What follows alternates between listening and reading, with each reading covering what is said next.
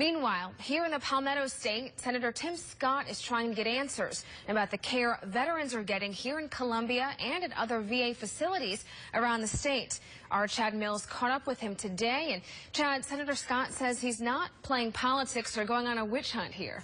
Right. He says he just wants very specific answers to a list of very specific questions.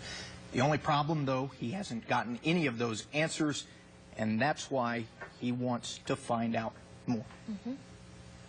My father spent a career in the Air Force, over 20 years.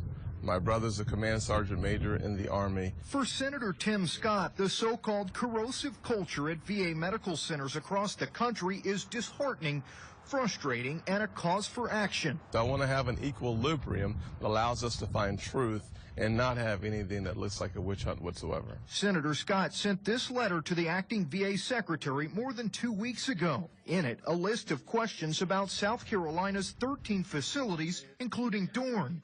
He asks if there are secret waiting lists, how many patients have died at each facility, and monthly backlog totals for each facility since 2009. Fact of the matter, maybe there was a pervasive or perverse incentive through the bonus system to provide folks an opportunity to game the system for financial gain.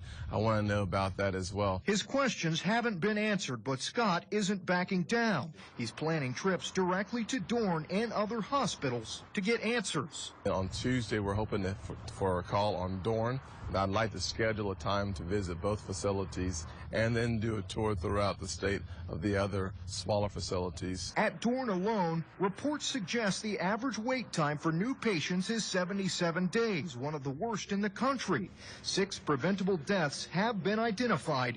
Dorn has also been selected for the review by auditors. But for what we do know, Scott says there's still much more that we don't. Unfortunately, the tragedies that I heard through my listening tours throughout South Carolina suggest that there's a whole lot more to come.